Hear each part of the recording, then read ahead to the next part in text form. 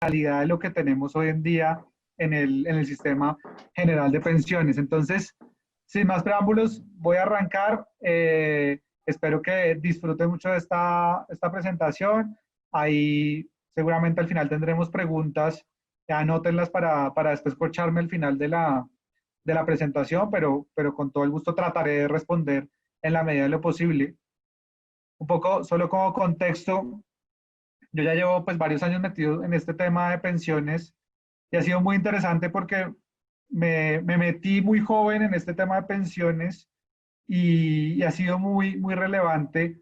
Pensiones uno siempre lo ata a la vejez, lo ata a personas ya de pronto mayores, pero realmente las decisiones que uno está tomando en la juventud es lo que más va a determinar el bienestar futuro cuando lo tengamos, y muchas veces lo que pasa en el sistema de pensiones es que tomamos acción ya muy tarde. Entonces nos faltan ya 10 años para pensionarnos y decimos, oiga, ve mi pensión, ¿qué va a pasar? Y yo creo que parte de lo que yo he aprendido entrando muy joven en este sistema es que las decisiones que uno tome hoy, yo entré ¿no? como 19 años a los temas financieros y desde ahí uno empezaba como a pensar, oiga, yo todas las decisiones que estoy tomando hoy con 19 años van a tener un efecto cuando yo tenga 62, 65 años, y es supremamente importante que cada uno entienda que hay una responsabilidad individual también muy grande, y pues el acompañamiento de los asesores comerciales y financieros es supremamente importante para esta construcción de futuro. Sin más preámbulo, lo que yo quiero acá es un poco explicar el sistema a la luz de estos mitos. Quiero hacer una introducción muy general al sistema pensional colombiano, después meternos en un poco lo que hablamos normalmente, que siempre hablamos Colpensiones, los fondos de pensiones privados, y siempre tenemos esa dicotomía que al final es una parte de la fotografía, pero no es toda la fotografía completa. Y vamos a hacer toda la explicación pues a la luz de esos grandes mitos que hay en el voz a voz y que son supremamente importantes romper. Entonces, lo primero que a mí me gusta hacer es, primero, contarles qué es o cuáles son esos programas que tenemos hoy en día para atender a la población mayor. Hay unos programas que son responsabilidad de la persona, que es lo que conocemos normalmente como el sistema contributivo, que el sistema contributivo hace referencia a Colpensiones y los fondos de pensiones privados, pero lastimosamente en Colombia tenemos una particularidad que compartimos con algunos países de la región, y es que en Colombia hay muy poca gente que está cotizando regularmente al sistema de pensiones. Cuando uno no cotiza regularmente al sistema de pensiones, evidentemente va a tener o tiene mayores retos para construir una estabilidad cuando yo soy mayor, ¿sí? Y ahí es donde también toma relevancia el gobierno, cómo puede ayudar a que todos tengamos una vejez tranquila y una vejez digna. Y esto lo digo simplemente como para que sepamos la fotografía completa de lo que debería tener o cómo está estructurado el sistema de protección a la vejez, pero que tiene muchas mejoras, que es parte de lo que ustedes escuchan normalmente de reforma pensional, reforma pensional, reforma pensional. Pero hoy en día, cuando hablamos de la población mayor que efectivamente está recibiendo una pensión, estamos hablando de solamente el 23% de los adultos mayores. Solamente el 23% de los adultos mayores recibe una pensión propiamente dicha. Esto quiere decir que es un ingreso por encima, igual o por encima del salario mínimo de forma vitalicia, pero eso también quiere decir que hay un 77% de adultos mayores que no está recibiendo nada, o que no está recibiendo al menos una pensión. Y también es importante, dentro de toda esta narrativa y toda esta estructura, pensar qué debemos hacer para que esa población más vulnerable pueda recibir un ingreso en la vejez que le permita estar por fuera de la pobreza, por ejemplo, y que le permita tener una vejez mucho más tranquila. Cuando hago referencia a este ingreso, a estas condiciones para que ellos no estén en la pobreza, hago referencia a un programa público que se llama Colombia Mayor, y que Colombia Mayor es un programa que está focalizado para esa población más vulnerable, que es una población que requiere recursos públicos, requiere subsidios, es una población pues altamente vulnerable, que es hacia dónde deberían estar focalizados los esfuerzos de un Estado, los esfuerzos de un gobierno, los esfuerzos de un país, si uno efectivamente quiere reducir todo lo que siempre hablamos, escuchamos y hablamos mucho los economistas, de reducir la inequidad en un sistema, reducir los adultos mayores en condición de pobreza. Entonces es supremamente importante este programa.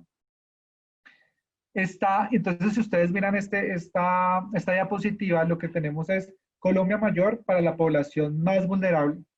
Hablamos del sistema contributivo que realmente es lo que ahí está en azul, que es régimen de prima media y régimen de ahorro individual. Ya les voy a explicar en eso nos vamos a meter muchísimo más en la medida que vayamos avanzando en la presentación, que es para esa población que sí tiene un trabajo formal.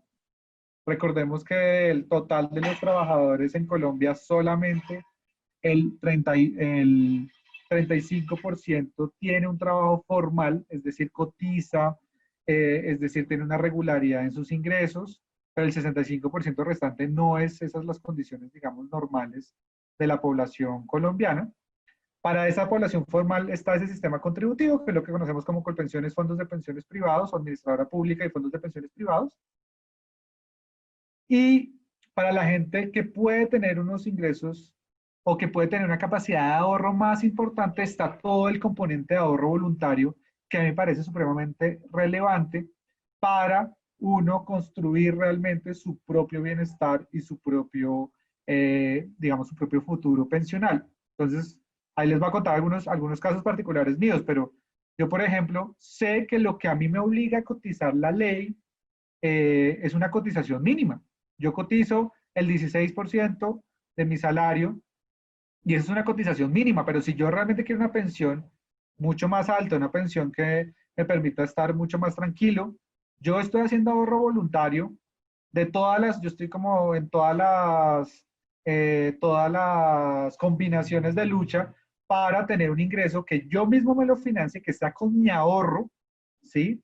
Pero que sea al final me permita tener una pensión más alta. Entonces hay unos elementos ahí que no sé si habrán visto, pero hay unos elementos que uno le permite hacer ahorro voluntario dentro de la cuenta obligatoria en la cual cotizo mes a mes. Entonces yo mes a mes cotizo en una AFP y le digo a mi empleador, pero cotíceme tantos, no sé, 500.000 pesos más, cotíceme a esa misma cuenta para que ese ahorro sea cada vez más grande y yo al final tenga un ahorro mucho más importante en la vejez.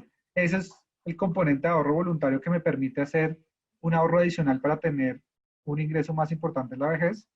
Y está un programa que también es público, que es intermedio, que no me va a tener en eso, que se llama los beneficios económicos periódicos, los BEPS, que está pensado para la gente que cotizó algo en la formalidad, cotizó algo en una AFP o en la administradora pública, pero ese algo no es suficiente para pensionarse o para conseguir los requisitos de pensión que ahorita más adelante les vamos a ver.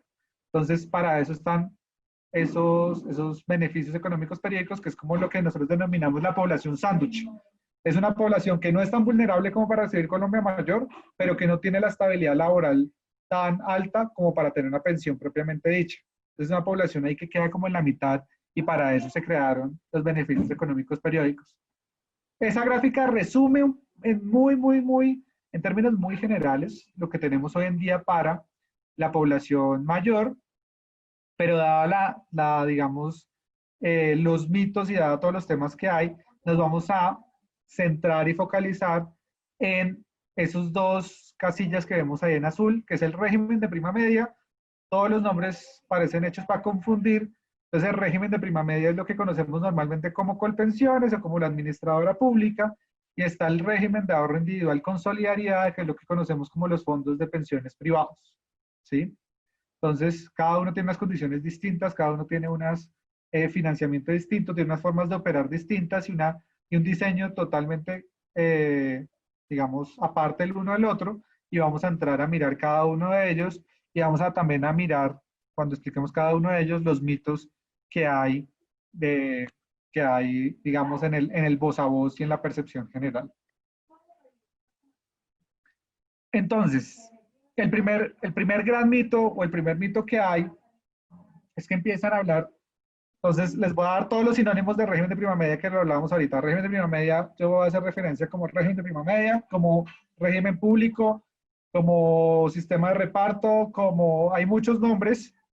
Los digo ya por si algún momento se me sale alguno que no haya explicado con anterioridad, sepan que estoy haciendo referencia a este sistema que es el que administra Colpensiones. Entonces, la gente dice, mire, ese sistema es sostenible porque en algún momento siempre el Estado va a tener que pagar y el Estado pagará y simplemente pues eso es como si fuera tan fácil como imprima billete, como el meme de Leonardo DiCaprio sacando billetes, como imprima billetes que eso se paga al final.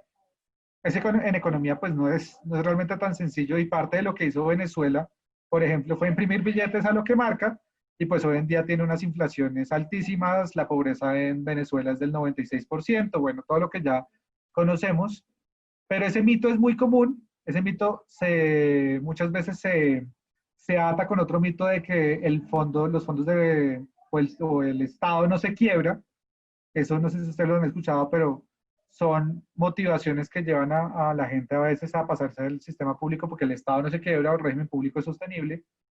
Pero cuando uno va y mira las cifras, se da cuenta de los retos tan grandes que tenemos para manejar y para hacer realmente sostenible un sistema o el sistema público de pensiones. Y acá les voy a dar algunas cifras que son importantes tener en cuenta. Lo primero es entender un poco cómo funciona ese sistema público de pensiones y es relativamente sencillo de explicar. Es simplemente tome la plata de los jóvenes cotizantes y pague las pensiones de los actuales jubilados. Entonces no tiene mucha ciencia. Cójale a Jorge Llano y páguele al papá de Jorge Llano, que se llama Jairo Llano, páguele la pensión. Entonces digamos que eso no tiene mucha ciencia, pero en la práctica, perdón si para allá escuchan un chino gritando, es mi chino de año y medio que a veces alborota. Eh, y entonces, ¿qué pasa acá? Hoy en día, ya en las pensiones públicas, lo que está pasando es lo siguiente. Los trabajadores aportan cerca de 17 billones de pesos. Los trabajadores aportan cerca de 17 billones de pesos. Pero las pensiones cuestan 60 billones de pesos. ¿Qué quiere decir eso? Eso lo que quiere decir es que Papá Estado tiene que poner cerca de 43 billones de pesos para cubrir la diferencia, porque ya las cotizaciones de los actuales trabajadores no son suficientes para pagar el costo actual de los jubilados. Solo para que se hagan una idea, 43 billones de pesos al año. Para que se hagan una idea, toda la discusión, no sé si ustedes se acuerdan de la discusión cuando se vendió Isagen, que se hizo un show mediático monumental. Cuando se hizo esa discusión de la venta de Isagen, la venta de Isagen representó 6.5 billones de pesos para el Estado. Acá nos estamos gastando 43 billones de pesos anuales en pensiones, pero además yo les dije al inicio que solamente un 20% de los adultos mayores tienen pensiones. Entonces, muy poca gente nos estamos gastando perdón por la expresión, pero un cojonal de plata, ¿sí? Y esto es una presión importante que tiene el Estado y que tiene que siempre entrar a financiar 43 billones de pesos anuales para poder pagar las pensiones de esos actuales pensionados públicos. Y es que esto realmente, si ustedes ven, esto opera y esto tiene que ver mucho con lo que nosotros llamamos la transición demográfica. ¿Qué quiere decir la transición demográfica? La transición demográfica es simplemente ustedes ubíquense en su familia. Yo voy a hacer el ejemplo con la mía. Mi abuela tuvo 19 hermanos, eran 20 en la familia de mi abuela. Ella tuvo a su vez 7 hijos, entre ellos mi mamá. Mi mamá tuvo a su vez 3 chinos, donde están viendo a cada uno de ellos. Soy el menor de 3 chinos. Y en promedio, mis hermanos y yo vamos a tener 2 chinos máximo, yo creo que 1.2, 1.3 hijos en nuestros respectivos matrimonios. Entonces, ¿qué pasa ahí? Si ustedes ven, teníamos antes 20 personas Esos se fueron bajando a 7, se fueron bajando a 3, se fueron bajando a 1.5, 1.3. Eso es lo que estaba mostrando en estas gráficas que estamos viendo. Antes, o sea, tenía muchos chinos, ¿sí? En la medida que llegaron los anticonceptivos, en la medida que las mujeres empezaron a trabajar y a entrar a la fuerza laboral de una forma mucho más equitativa y podían tener acceso a más trabajos, en la medida que fue evolucionando y fuimos, digamos, llegando a lo que tenemos hoy en día, el número de jóvenes, lo que está pasando es que se está reduciendo bastante. Eso es lo que se conoce como el envejecimiento de la población, es simplemente que cada vez más los adultos mayores van a pesar más los adultos mayores van a pesar más en el total de la población, pero eso tiene unas implicaciones importantísimas en la forma como yo financio pensiones. ¿Por qué?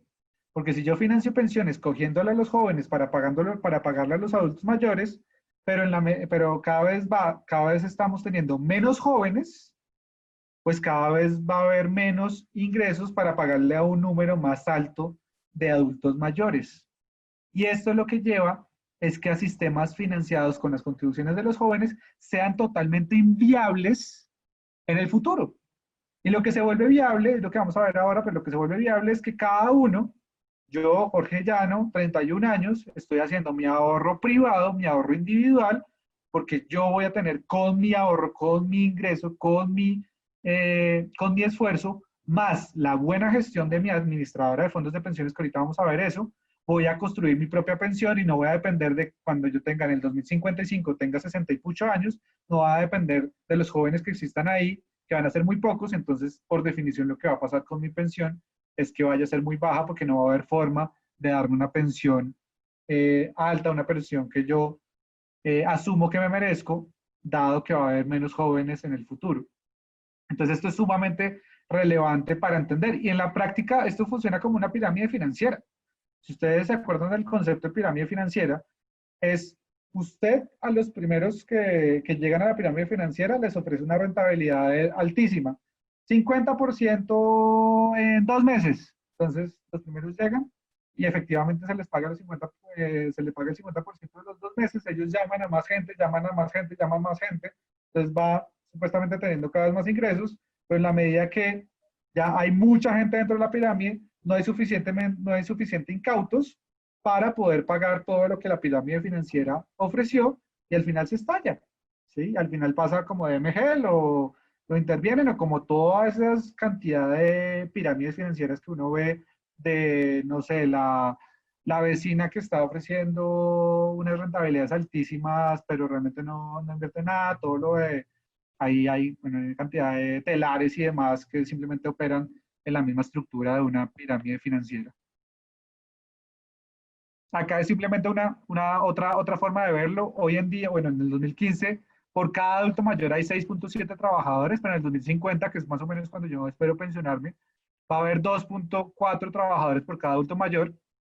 Si ustedes alcanzan a ver la cara de los que están sosteniendo al adulto mayor en la primera, pues están felices y no tienen que hacer mucho esfuerzo. En la segunda están que se sacan una hernia porque ya les queda supremamente difícil mantener a ese adulto mayor en ese momento digamos, de la vida.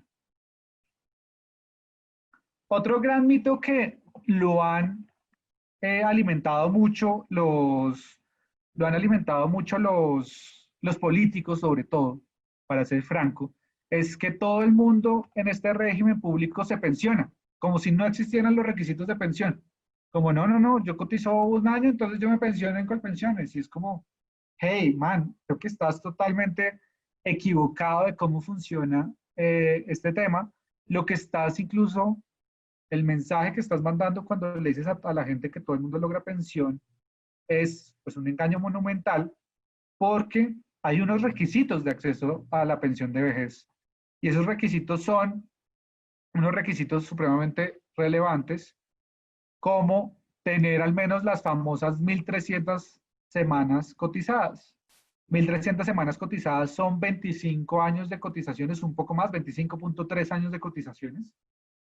Para darles una idea de si esto es alto o bajo, hay que mirar dos cosas. Primero, ¿cuánto dura una vida laboral de una persona normalmente? Entonces, yo les decía que yo arranqué a los 19 años a trabajar, de los 19 a los 60 y pucho años son más de 40 años de vida laboral y me están pidiendo 25 años de cotizaciones. En la práctica, o sea, en la práctica no, pero en teoría más bien, 25 años de una vida laboral de 40 años o más no es un requisito muy descabellado, no es un requisito que sea muy alto, ¿sí?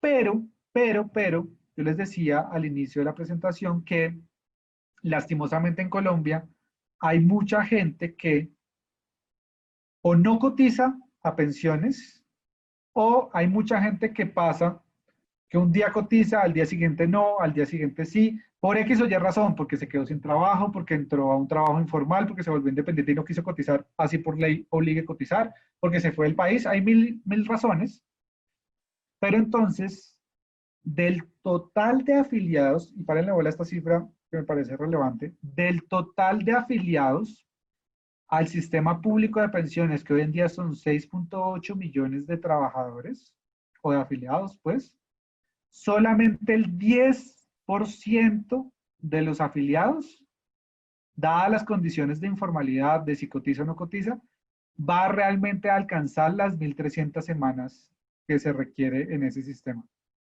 Entonces, eso quiere decir que el 90% restante no va a lograr las 1.300 semanas y por ende no va a lograr una pensión. Miren que es la gran mayoría la que no va a lograr una pensión. Y ahí se vuelve supremamente relevante preguntarnos qué ocurre con esa gran mayoría que no logra pensión. ¿Sí? Antes de meterme en esa gran mayoría, el otro requisito, y no son requisitos de si tengo uno u otro, yo tengo que tener los dos requisitos, es, debo tener 1.300 semanas, 25.3 años de cotizaciones, y la edad, 62 hombres, 62 años hombres o 57 años mujer, si soy mujer. Entonces, tengo que tener las dos, porque siempre está la pregunta de, oye, yo tengo 1.300 semanas, pero tengo 57 años, hombre, ¿me puedo pensionar? No, tiene que esperar a los 62 años para lograrla, para efectivamente tener la pensión. Y eso es pues importante tenerlo en cuenta.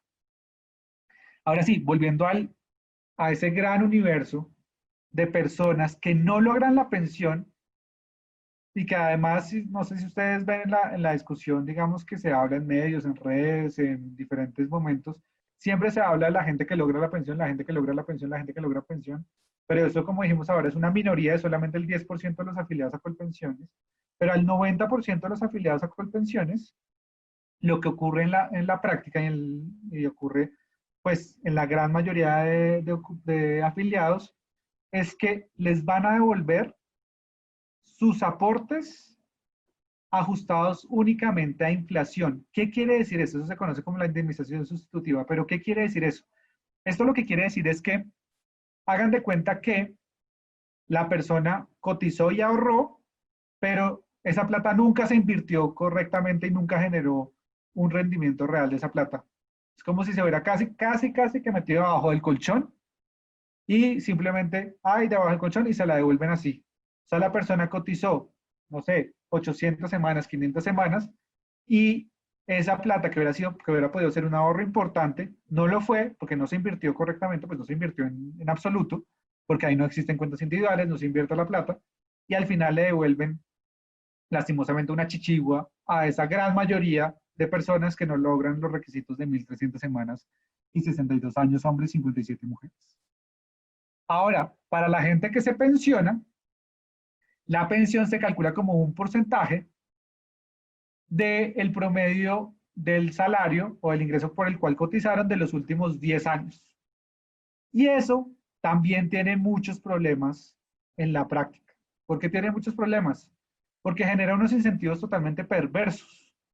El incentivo perverso de que hoy en día que hoy en día el gobierno lo ha controlado mucho más, es el incentivo perverso de, oiga, si a mí me van a tomar solamente para la pensión en cuenta los últimos 10 años, pues yo para qué carajos cotizo por más en los primeros 15.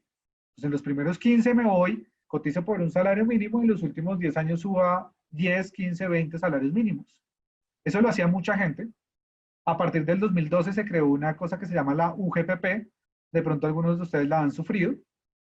Pero la UGPP lo que buscaba es precisamente que la gente no hiciera ese tema de, eso es trampa, porque la gente por obligatoriedad tiene que cotizar por lo que realmente le recibe al mes, eh, pero sí genera unos incentivos muy negativos. Y no solo eso, es una inequidad monumental. Una persona que cotiza toda la vida por 10 salarios mínimos va a tener exactamente la misma pensión de una persona que cotizó 15 años por un salario mínimo y después en los últimos 10 años se subió a 10 salarios mínimos. Eso es una inequidad monumental porque evidentemente el primero cotizó muchísimo más que el segundo, ¿sí? Y eso es algo que para mí sí o sí se tiene que tratar en una eventual reforma de pensiones y es esta fórmula de calcular la pensión en Colpensiones y se debería coger toda la vida laboral porque al final de cuenta también todo eso fueron aportes y todos esos aportes deben contabilizar en la fórmula para calcular una pensión y no que genere esos incentivos perversos que decimos en este momento. Miren que es relativamente sencillo el sistema público de explicar. Entonces usted simplemente coge la plata de los jóvenes, ¿sí? Para pagar las pensiones actuales de los que efectivamente se pensionan. Hay unos requisitos para acceder a esa pensión, 25.5, 25.3 años o 1.300 semanas cotizadas, 62 años hombres, 57 mujeres. Si no cumple los requisitos que la gran mayoría de afiliados le devuelven a Chichigua, si se pensiona, le hacen un cálculo con los últimos 10 años, pero ese cálculo tiene unos incentivos muy perversos y genera muchos problemas en el mismo sistema y para la misma nación en la fórmula como se calcula esa pensión. Pero es relativamente fácil de entender estas condiciones. Cuando uno pasa al régimen de ahorro individual con solidaridad, cambia totalmente la dinámica, ¿sí? Mis cotizaciones, las cotizaciones de Jorge Llano, que me paga sus fondos y que van a mi AFP, ¿sí? Que van a mi AFP, además hago una aclaración, que administra mi AFP, ¿sí? No es que van a que la AFP se las papee, sino que ellos lo que hacen es mi plata, ellos me están administrando mi plata, ahorita vamos a ver la distinción clara de ser dueño de la plata y administrar los recursos, pero las cotizaciones mías van a mi cuenta de ahorro individual, en la cual me llega un extracto trimestral y en la cual yo soy demasiado ñoño y yo reviso casi que diariamente en mi AFP cómo está la evolución de mi ahorro pensional. Esa plata la administradora la invierte y genera una rentabilidad y esa rentabilidad en su totalidad va a la cuenta individual. Entonces mi cuenta individual al final se compone de dos cosas, de mis cotizaciones y de la rentabilidad por las inversiones que se han hecho con mis cotizaciones. Eso es mi plata para mi futuro y con eso construyo mi propia pensión. Miren que acá yo no dependo de si hay jóvenes en el futuro que no van a ver, no dependo tampoco mucho de si el gobierno tiene la intención o no de pagarme mi pensión, no dependo de unos factores que pueden ser políticos, por decirlo de una forma, que tienen un riesgo monumental a la hora de hablar de vejez. ¿Qué temas hay? Y es cuando uno habla de los fondos de pensiones privados, se abre a un mundo que es todo el mundo financiero, todo el mundo de inversiones, que dado que es un mundo poco conocido, puede llegar a ser, digamos, entre comillas, poco amigable, ¿sí? Se generan ahí la mayor cantidad de mitos habidos y por haber. Entonces, ahí está todos los mitos. Primero, contra el sistema financiero en general. No es que los banqueros son malos y son este tipo, típico caricatura de la persona, no sé, el señor gordo que está sentado así y se trata de robar todas esas temas que ya están preestablecidos y que han hecho, yo creo que más daño que beneficio, porque lo único que hace es que la gente no quiera aprender bien cómo funciona esto y no quiera, digamos, tomar un poco más las riendas de su propio futuro pensional.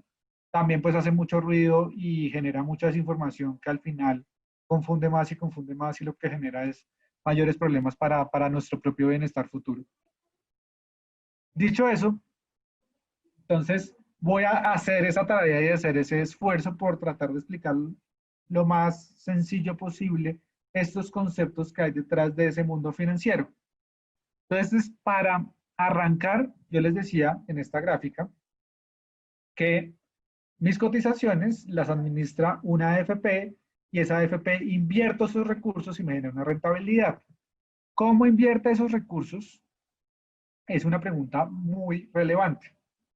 Y esos recursos se invierten dependiendo sobre todo de la edad que tenga el afiliado, ¿sí? Entonces, ¿qué quiere decir eso? Si el afiliado es muy joven, ¿sí? Esos recursos se pueden invertir en activos que en el corto plazo pueden tener unas subidas y unas bajadas mucho más pronunciadas, siempre y cuando en el largo plazo, a mí me falta, por ejemplo, más de 30 años para pensionarme. Entonces, a mí poco o nada me importa lo que pueda llegar a pasar en un solo mes con las inversiones, ¿sí? Si a mí me quedan más de 30 años para pensionarme. Porque a mí lo que me importa es que cuando yo llegue a la edad de pensión yo tenga el mayor ahorro posible para así tener la mejor pensión posible con los aportes que yo realicé. Y eso es una responsabilidad individual que no podemos negar y que no le podemos tampoco dejar ni a la AFP sola, ni al gobierno, pues el gobierno tendrá que responder por mí, porque realmente toma una responsabilidad importante lo que hagamos nosotros como individuos, ¿sí? Pero entonces, yo que estoy lejos de la edad de pensión, puedo invertir en ese portafolio o incluso la ley busca que se invierta en ese portafolio pésimamente llamado mayor riesgo, que es el que está después del 2011, dice multifondos, el primero que se llama mayor riesgo es el portafolio para los más jóvenes, está pésimamente llamado, pero en finanzas, mayor riesgo es precisamente más subidas y bajadas en el corto plazo, pero en finanzas mayor riesgo implica mayor retorno en el largo plazo, que es al horizonte que yo le estoy apuntando en mis inversiones. Ahora, mi horizonte es muy distinto al de una persona que está a un año de pensionarse. El que está a un año de pensionarse, si no quiere esas subidas y bajadas tan marcadas en su ahorro pensional, porque esas subidas y bajadas le van a determinar o le pueden cambiar mucho la mesada esperada que va a tener en el momento de pensionarse. Entonces, si esa persona hoy mira su ahorro y dice, no, me alcanza para una pensión de 2 millones de pesos, 3 millones de pesos, y el siguiente día mira eh, la, la, el extracto dice, uy, 5 millones de pesos, pero el siguiente mira y dice, uy, no, otra vez volví a 3, esa volatilidad uno no la quiere para alguien que está cerca a la edad de pensión. Y eso lo aprendimos en la crisis del 2008, no acá en Colombia se manejó y ya vamos a ver eso muy bien, la crisis del 2008, pero en Estados Unidos había mucha población de edad avanzada que tenía unos ahorros y unas inversiones muy riesgosas para la edad que tenían. Entonces ellos, ahí pasó, digamos, algo interesante y es, se desvalorizaron mucho las inversiones que tenían, pues asimismo se bajó su mesada esperada. Por el susto mismo de lo que estaba pasando, ellos retiraron los recursos y al retirar esos recursos, lo que hicieron fue lo que se conoce en finanzas como materializar las pérdidas. ¿Qué quiere decir materializar las pérdidas? Eso lo que quiere decir es que vendieron en el peor momento.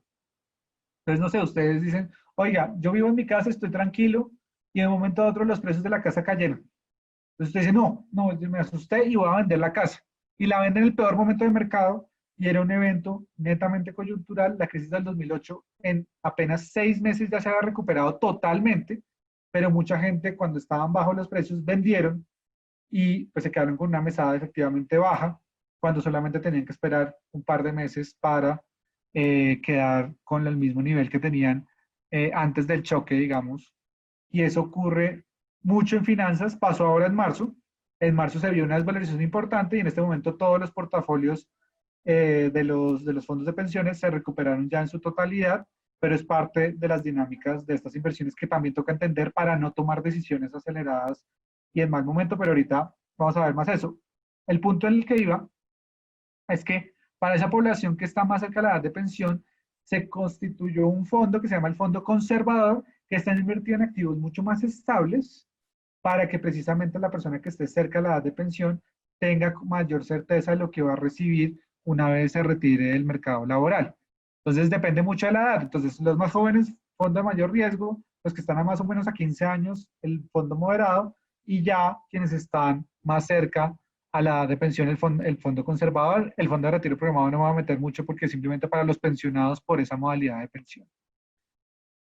Cuando uno habla de todo este tema financiero, los mitos, les decía ahora que son pues de todos los niveles y todos los estilos. Entonces está un mito que es bastante, termina siendo curioso porque uno lo que le dice es cuando me dicen, yo invertiría mejor la plata del ahorro pensional, pues casi que uno no lo quiere decir y a veces no lo dice, pero dice, pues si usted invierte mejor la plata que el ahorro pensional, supongo que usted ya con todas las inversiones que ha hecho, la sacó del estadio y ya puede hacer lo que quiera, realmente no ocurre mucho eso. La gente piensa que invertir plata es un proceso supremamente fácil y que eso no tiene mayor ciencia, pero tiene toda la ciencia del mundo, ya lo vamos a ver ahora. Hay otro que es muy similar, por eso los pongo todos en la misma diapositiva, que es las AFPs no tienen ni idea de invertir recursos, han tenido una rentabilidad supuestamente muy baja. Y otro que ya cuando uno le empieza a tener, ya la cara se le vuelve así como el señor de la mitad, que es los fondos toman la plata, haciendo referencia sobre todo a las AFPs, toman la plata de la gente y la usan para sus propios negocios o para enriquecerse o algo en ese sentido. Todo esto son los mitos que se han alimentado falsamente en la percepción, digamos, de la población. Y es importante entender por qué precisamente están catalogados como mitos dentro del sistema de pensiones. Esto no me va a meter, esto simplemente lo que muestra es que la población más joven, abajo esta edad, menores de 35 años, de 35 a 40 años, están en el mayor riesgo, que era lo que les decía ahora, es el portafolio para los más jóvenes, y los que están ya más cerca de la edad de pensión están en el portafolio conservador. Eso no me va a meter en este momento. Quiero primero mostrarles algunas cifras y estas son las cifras del ahorro con el cual contamos los colombianos para nuestra vejez, los colombianos que hacemos nuestro ahorro en los fondos de pensiones privados. Entonces, ahí está el portafolio moderado, que es para quienes están, digamos, en la edad, eh, en una edad más o menos de 15 años a la edad de pensión. El portafolio conservador, que ya dijimos que son quienes están cerca, y el mayor riesgo para los más jóvenes. Y quiero hacer acá una claridad. Ese ahorro es propiedad de los 16.8 millones de afiliados. Yo tengo mi cuenta en una AFP. Lo que tengo en mi cuenta de la AFP es mi plata para mi futuro, con ese objetivo claro y definido, ¿sí? Y la plata que tiene, no sé, Juan Camilo, que tenía María Angélica, ¿sí? Toda la plata que tienen ellos y que tenemos todos los 16 millones de 16.8 millones de afiliados, es lo que suma y lo que hablamos siempre que cuando decimos, cuando hacemos referencia a los fondos de pensiones. Entonces, eso es un tema muy importante. Cuando digamos fondos de pensiones, estamos hablando de la plata de la gente. Cuando hablamos de fondos de pensiones, no estamos hablando de quien me administra esos recursos y ya, de nuevo, ahorita más adelante voy a hacer esa separación de qué es un fondo de pensiones y qué es una AFP, que muchas veces tendemos a confundir. Y por otra parte, esos 28.7 billones de pesos que están en retiro programado, que están ahí en un circulito, los dueños de esos recursos son los pensionados por esa modalidad de retiro programado. 118.000 pensionados por retiro programado tienen en su ahorro 28.7 billones de pesos para un total de 281.7 billones de pesos. De nuevo, plata de la gente para la gente para su vejez. Y esta gráfica que tengo acá es bastante diciente con respecto a la gestión que se ha hecho por parte de las administradoras de fondos de pensiones con el ahorro pensional. ¿Qué es esta gráfica? Esta gráfica es simplemente cómo ha sido la evolución de 1 millón de pesos si yo lo invierto en 3 activos distintos. Si yo lo meto en un activo que solamente me da inflación, como por ejemplo con pensiones a la gente que no se pensiona, solamente la da inflación, decíamos eso al inicio. Si yo lo meto en un CDT, ahí está la ETF, que la ETF es la tasa promedio de los CDTs de 180 días, perdón, de 90 días.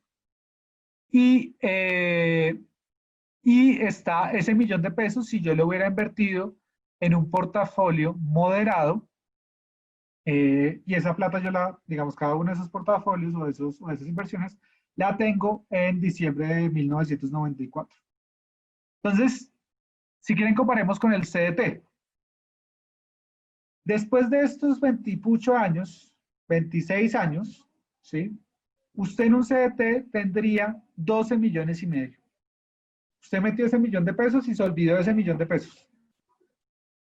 A finalizar el periodo que estamos acá analizando, que es hasta junio, hasta julio de este año, del 2020, usted tendría 12,5 millones.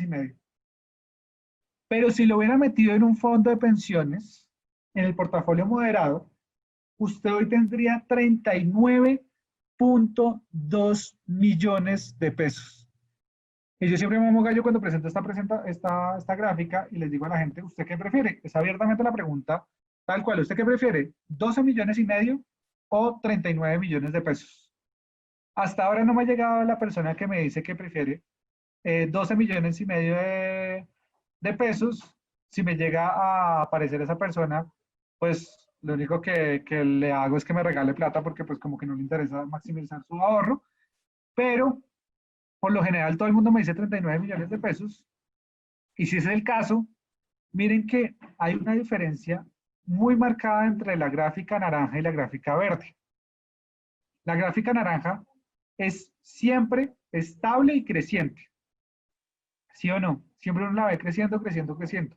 La gráfica verde tiene subidas y bajadas. Y esas subidas y bajadas no son solo parte de, pues yo tengo esos movimientos en el mercado, digamos, esas subidas y bajadas se dan, como en finanzas se denomina con las inversiones en una cosa que se llama renta variable, que son, por ejemplo, acciones, y la renta variable, como su nombre lo indica, varía, pero mire que es precisamente lo que les decía ahora, subidas y bajadas que pueden ser en el corto plazo, pero que al final de un periodo largo de tiempo me va a generar una rentabilidad mucho más alta, un ahorro más importante y asimismo una, una mejor pensión en la vejez. Entonces miren que hay una diferencia muy marcada. Yo siempre digo, si ustedes quisieran que todos los extractos de pensiones salgan positivos, pues podríamos invertir en CDTs. Ahora, ¿qué sentido tiene invertir en CDTs, ¿sí? Si al final lo que estoy sacrificando es pues toda esa cantidad de recursos, ¿sí? Más de 27 millones de pesos, estoy sacrificando eso porque en el extracto salga siempre así sea 2 pesitos positivo. Eso no tiene sentido porque yo lo que necesito acá maximizar es el ahorro de largo plazo para que la gente tenga una mejor pensión. Entonces, esas subidas y bajadas que ustedes ven en esa gráfica, y pues pueden ver la de marzo que fue, si ustedes ven ahí, fue bastante bien marcada, que ya se recuperó, ahí, no, ahí creo que nos falta un par de días porque ya se recuperó totalmente. Esa gráfica es la que, o esas subidas y bajadas son necesarias si yo al final de cuentas lo que quiero es un ahorro más largo.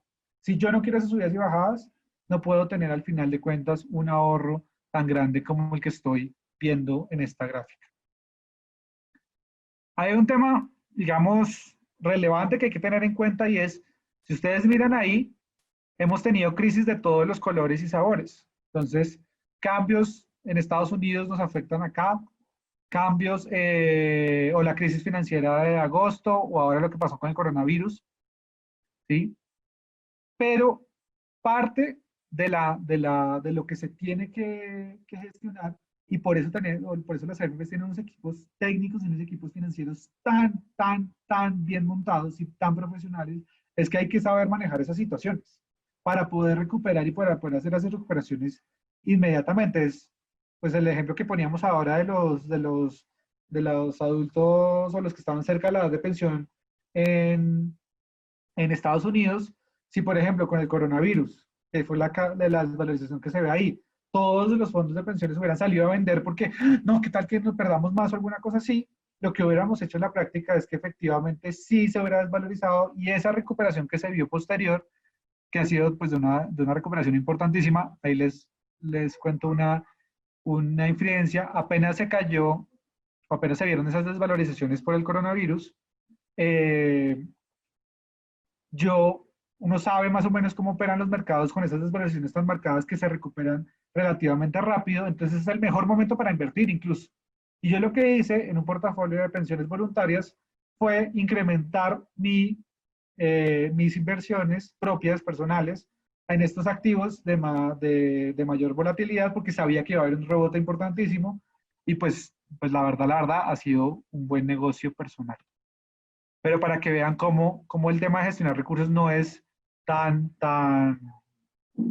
perdón la expresión, pero tan mamey como a veces lo quieren hacer ver algunos supuestos expertos o personas con esa intención. Acá otra forma de verlo eh, es la composición de la cuenta individual de una persona que cotizó por 2 salarios mínimos desde que arrancó el sistema, ha cotizado regularmente desde que arrancó el sistema. Y esta gráfica me gusta por dos cosas. Aquí lo que tenemos es los aportes que ha hecho el trabajador, los aportes que le ha hecho la empresa, y todo lo demás corresponde a rendimientos que ha generado la inversión de los fondos de pensiones. Entonces, por rendimientos de los fondos de pensiones, el 74% de la cuenta individual, esa persona tiene cerca de 120 millones de pesos, y el 74% de la cuenta individual responde a rendimientos que se han generado por las inversiones. Entonces, pues es una composición bastante importante, pero es como un carro. Si yo al carro no le echo gasolina, es decir, si yo al carro no le hago aportes, pues la AFP no puede invertir algo que no existe. Entonces yo necesito primero los aportes para que la AFP después haga las inversiones para que después crezca mi torta. Si yo no le hago los aportes o si los hago muy irregularmente, pues la torta no va a crecer tanto como si los hago regularmente. Pero acá un tema relevante es que miren que los aportes propios del trabajador, que salen del trabajador, solamente representan el 7% de la cuenta total, de la cuenta total que tiene la persona luego de 26 años. Para mí esto me da un espacio para decir que hay bastante pues, espacio para que los trabajadores aumenten su propia o tengan una mayor responsabilidad, un mayor peso sobre su propia vejez, que mi vejez, yo solamente sea responsable del 7%, entre comillas, de mi cuenta individual, pues me demuestra que tengo un espacio para que yo no sea el 7, sino el 10, sino el 15, sino el 20, haciendo aportes propios cada vez más activamente y mejorando así mi propia vejez. Me queda muy poco tiempo, entonces quiero seguir voy a seguir con estos mitos muy rápido, pero son mitos que seguramente ustedes han escuchado. La plata de los trabajadores son de las AFPs. Cuando hay ganancias, los fondos de pensiones se benefician, pero las pérdidas siempre son de los afiliados. Los fondos se pueden quebrar. Bueno, hay miles y miles de mitos en estos sentidos. Y acá quiero hacer referencia a dos cosas. Y lo he venido diciendo a lo largo de la charla, y es un tema que incluso gente con los más altos estándares o más altas calificaciones y logros académicos conseguidos hacen este error, y es confundir AFP con fondo de pensiones. ¿Sí?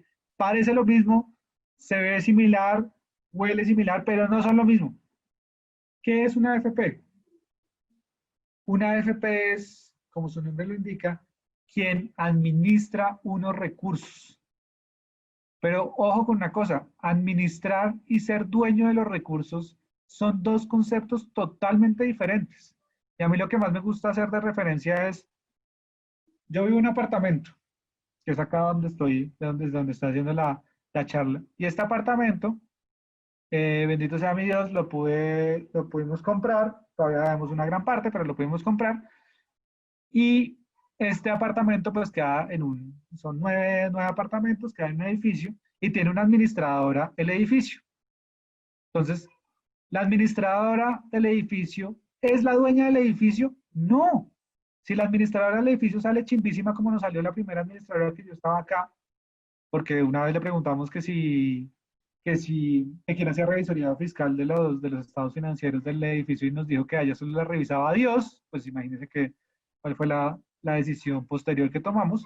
Cuando tomamos esa decisión de que ella no nos servía como administradora, ella no se llevó el edificio debajo del brazo. Ella, porque ella no es la dueña del edificio, ella simplemente se fue y cambiamos de administradora. Así es lo mismo con los recursos pensionales. Mis recursos son míos y yo escojo quién me los administra. ¿Sí? Y es muy importante hacer esa separación. Cuando hablamos de los fondos de pensiones, yo les decía ahora que hablamos de las cuentas individuales, de la plata de la gente. Entonces, yo vivo en este piso, hay los otros 8 personas viven en diferentes pisos, los apartamentos son distintos, tienen diferentes composiciones, pero todos esos apartamentos son el edificio como un tal y los dueños del edificio somos los dueños de cada uno de los apartamentos, ¿sí? Y tenemos una administradora que nos hace la gestión de los porteros, la gestión del ascensor, pero ella nunca es la dueña de los recursos y eso es supremamente importante. Sobre todo es supremamente importante para entender noticias. Cuando salen, por ejemplo, las utilidades de los fondos de pensiones o los rendimientos de los fondos de pensiones, o fue muy buen año para los fondos de pensiones, están hablando de la plata de la gente. O sea, celebrémoslo todos, que nos están diciendo las rentabilidades o los rendimientos en 2019 fueron 40 billones de pesos de los fondos de pensiones. Sí, la gente, la plata de la gente creció en 40 billones de pesos. Qué mejor noticia que tenemos más, 40 billones de pesos más para nuestra vejez y para nuestro futuro. Y no estamos hablando de las utilidades de la administradora como tal, que son dos conceptos totalmente distintos y las magnitudes son, o sea, no es ni un 0,1% de lo que pueden ser las utilidades del fondo de pensiones. Entonces, tengámoslo muy presente en este escenario. Ahora, la administradora, por ejemplo, antes en Colombia existían más AFPs, ¿sí? Y cuando esas AFPs, no sé si ustedes se acuerdan de ING, Horizonte, cuando esas AFPs se fueron, no se llevaron la plata de sus afiliados, simplemente llegó otra administradora a administrar esos recursos. Es decir, la AFP puede decir, oiga, no, no me interesa administrar esos recursos, ya no quiero administrar esos recursos, esa administradora se va, pero los recursos siguen estando ahí, siguen estando excelentemente bien invertidos, con una supervisión altísima por parte de la superintendencia financiera, con un régimen de inversiones, pensando siempre en el largo plazo, ta. Pero además, hay un elemento supremamente importante y es que hay unos requisitos legales que son pensados para alinear perfectamente los incentivos. ¿Qué quiere decir esto? A las administradoras les dicen, oiga, porque si usted quiere administrar esos recursos de sus afiliados, entonces usted de su propio patrimonio, mire que estamos hablando del patrimonio de la AFP, ¿sí? Imagínense el bolsillo de un dueño, de los dueños de las AFPs. De su propia plata, tiene que invertir en exactamente los activos donde está invertida la plata de sus afiliados. Mírenlo entonces en la analogía del edificio. Si usted quiere administrar el edificio, señora administradora, usted tiene que comprar uno de los apartamentos del edificio. Así, si usted hace una buena labor administrando, su apartamento se le va a valorizar, pero si usted hace una mala gestión administrando esos recursos, su apartamento también se le va a desvalorizar. Y eso es una alineación perfecta de incentivos. La AFP tiene todos los incentivos para que a la gente le vaya bien, porque si a la gente le va bien, a la administradora le va bien. Entonces, ese cuento de las pérdidas son para los afiliados y las ganancias para las AFPs, pues es un cuento, perdón la expresión, pero chimbísimo. Y la plata además que meten las AFPs de su propio patrimonio es una plata bastante importante. Es el equivalente a 2,82 billones de pesos, que para las administradoras es una plata importante porque es más o menos el 70% del patrimonio está invertido en exactamente los mismos activos de los afiliados. Entonces, eso se llama la reserva de estabilización. Si alguien quiere averiguar más, pero es una alineación perfecta de incentivos. Asimismo, como está la percepción errada en Colpensiones todo el mundo se pensiona, hay una percepción que en los fondos nadie se pensiona. Pero en la realidad, cuando uno mira los requisitos para acceder a una pensión en un fondo de pensiones, se da cuenta de todo lo contrario. Incluso se los pongo en esos términos que son así en plata blanca y dura. Y es lo siguiente. Todo aquel que se pensione en Colpensiones con seguridad podría conseguir la pensión o alcanzaría la pensión en un fondo de pensiones privado. Pero no todos los que se pensionan en un fondo de pensiones privado van a alcanzar una pensión en Colpensiones. ¿Qué quiere decir esto? Que la probabilidad de pensionarse en un fondo de pensiones es muchísimo más alta que en Colpensiones. ¿Por qué pasa esto? Yo les decía que los requisitos para pensionarse en Colpensiones son 1.300 semanas y 62 años. Vamos a hacer el caso de los hombres. O bueno, vamos a hacer el caso de las mujeres. 1.300 semanas y 57 años. ¿Sí? Sí o sí, esos son los requisitos para pensionarse. Si tú no tienes esos requisitos, no te puedes pensionar. Punto. En los fondos de pensiones hay dos caminos para pensionarse. El primero es por el ahorro que yo tenga en mi cuenta individual.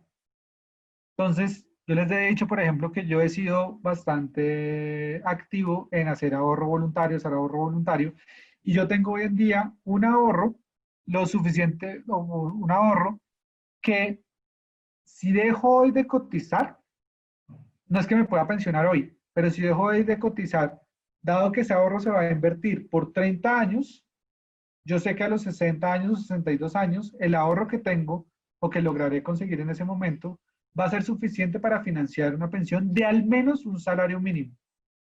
Pero yo hoy en día tengo cerca o un poco más de 500 semanas cotizadas. Es decir, yo me podría pensionar con 500 semanas cotizadas con el ahorro que ya tengo hoy en día a los 62 años.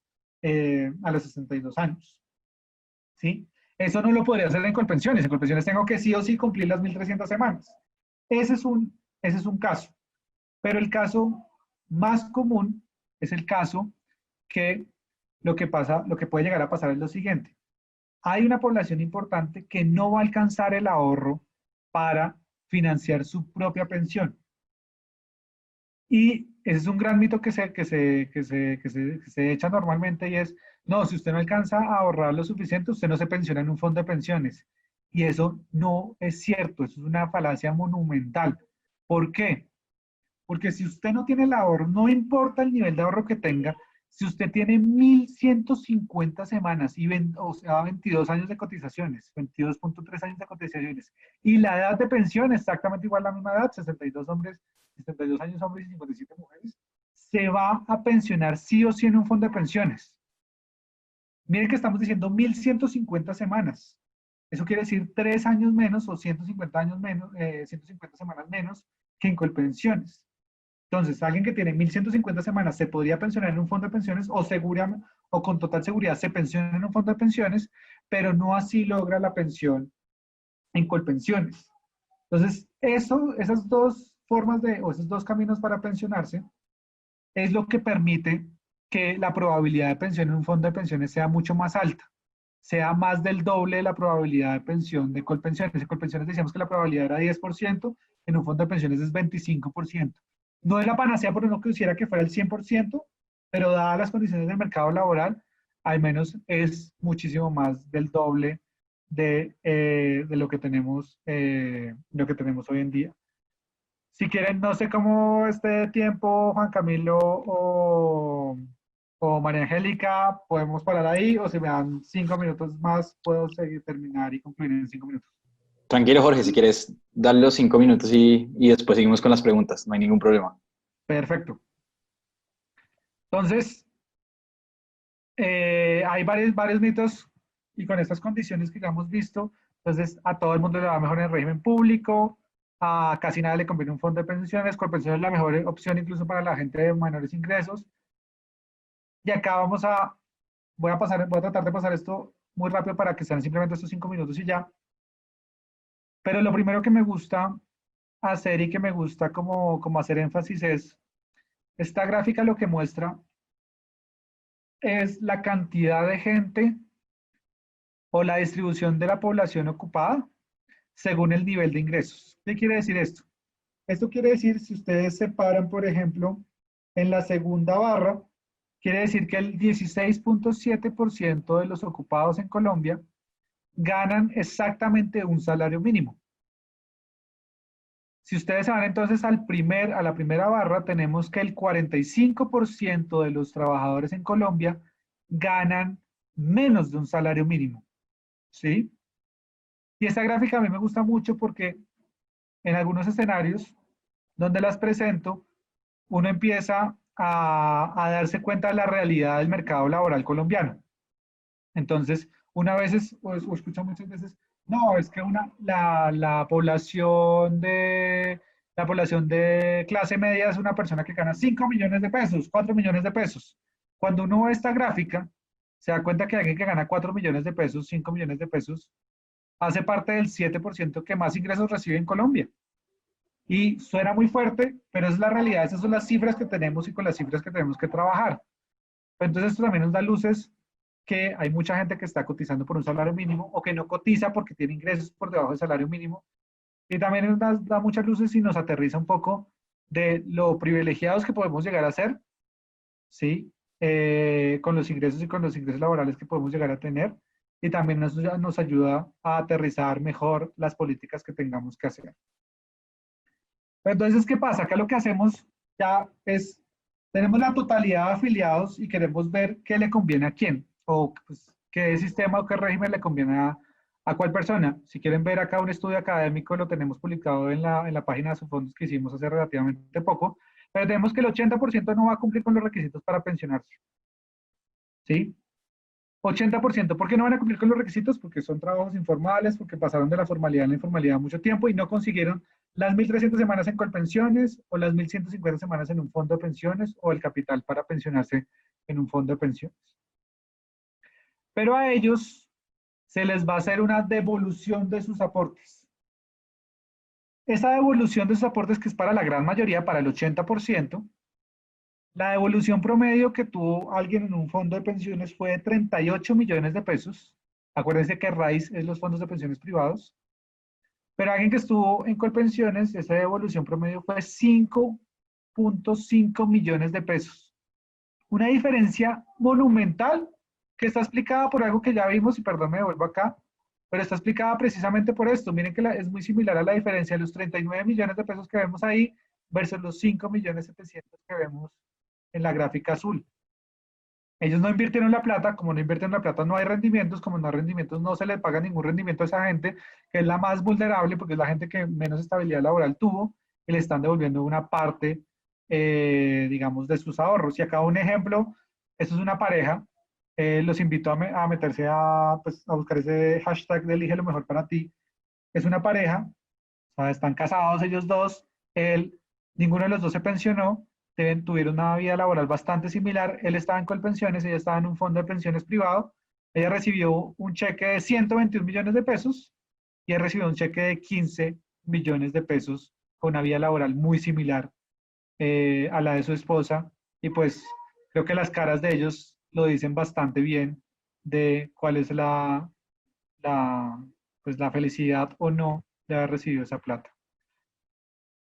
Hay un 10% que se va a pensionar con un salario mínimo en los dos regímenes, pero la decisión es muy sencilla.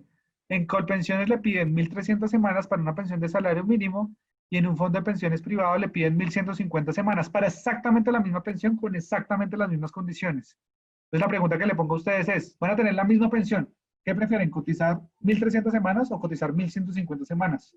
Creo que la pregunta pues no es tan difícil. Hay una población que es una población que puede llegar a tener que puede tener pocas semanas cotizadas. Entonces, por ejemplo, tiene 900 semanas cotizadas, ¿sí? Pero tiene o tuvo unos ingresos importantes, entonces el ahorro que hizo fue suficiente para financiarse una pensión propia. Es el ejemplo que yo les pongo. Si yo me dejo de trabajar hoy, de cotizar hoy, a los 62 años podría haber hecho el ahorro suficiente por esos aportes voluntarios que he hecho para financiarme mi propia pensión, pero tengo hoy las 500 semanas, y hay un 5% que puede que le convenga Colpensiones, pero ese puede que le convenga Colpensiones, y con esto cierro, tiene un asterisco bastante grande. Primero, no es un tema tan certero en la medida que uno no sabe, si ustedes se acuerdan, uno tiene hasta los últimos 10 años, o mejor dicho, el último momento para trasladarse de régimen pensional es faltándole 10 años a la edad de pensión. Nadie sabe con ciencia cierta qué va a pasar en los últimos 10 años. En los últimos 10 años puede tener una vida laboral muy compleja, entonces ahí por eso el asterisco del puede. Pero además hay un tema que, con esto termino, de inequidad monumental. ¿Qué quiere decir esto? A esas personas que les conviene, que les puede convenir con pensiones, son personas de altos ingresos, ¿sí? Porque van a tener una pensión, no pueden tener una pensión, eh, digamos, más alta de la gran mayoría de colombianos. Es una persona que tuvo una mayor estabilidad laboral y les conviene con pensiones porque el Estado, o sea, todos nosotros, o sea, el IVA, el impuesto de renta, todos los impuestos que pagamos, le va a dar un subsidio a su pensión. Entonces, ustedes han visto perfectamente los casos. Oiga, es que en un fondo me sale la pensión de 3 millones de pesos y en Colpensiones me sale de 5. Adivinen de dónde sale la diferencia de los 2 millones de pesos. Eso no tiene ciencia, eso no sale, como decía al inicio, de, imprima billetes y ya, y todos felices. Eso lo tenemos que financiar todos los colombianos y esa diferencia genera unos problemas de inequidad monumentales. Tanto así que si uno mira los subsidios que estamos entregando, esos subsidios son crecientes en la medida que la persona gana más plata. Esta gráfica que ustedes ven acá se lee de la siguiente forma. Una persona que cotiza los últimos 10 años por 25 salarios mínimos, es decir, por cerca de 21 millones de pesos, puede recibir un subsidio completo de todos los años que le queda de vida por la pensión que va a recibir de 1.000 millones de pesos. Le estamos regalando a alguien que cotiza por 20 millones de pesos 1.000 millones de pesos para su pensión. Si eso no les parece un despropósito por sí mismo, para que tengan una idea, con esos 1.000 millones de pesos que se lo estamos regalando a alguien que cotiza por 25 millones por 22, 21 millones de pesos, con esos mismos recursos podríamos sacar de la pobreza a, a más de 30 personas que están en condición de vulnerabilidad total, como es lo que yo les decía al inicio, Colombia Mayor.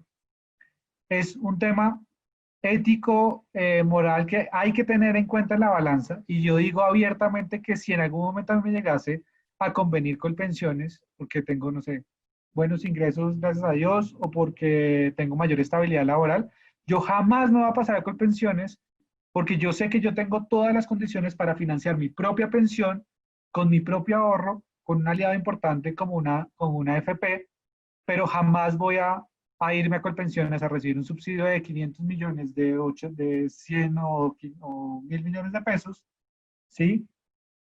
Cuando yo claramente he tenido las oportunidades, mejores oportunidades, tanto de educación como de trabajos, y la plata de los recursos públicos no debería estar destinada ni a mí, ni a mi papá, ni a mi hermano, sino realmente a la población que más lo necesita, que es la población más vulnerable que hoy en día está o no está recibiendo absolutamente nada o está recibiendo un ingreso muy bajo para ese momento de la vida que es complicado para todos, sobre todo para esa población que está en vulnerabilidad.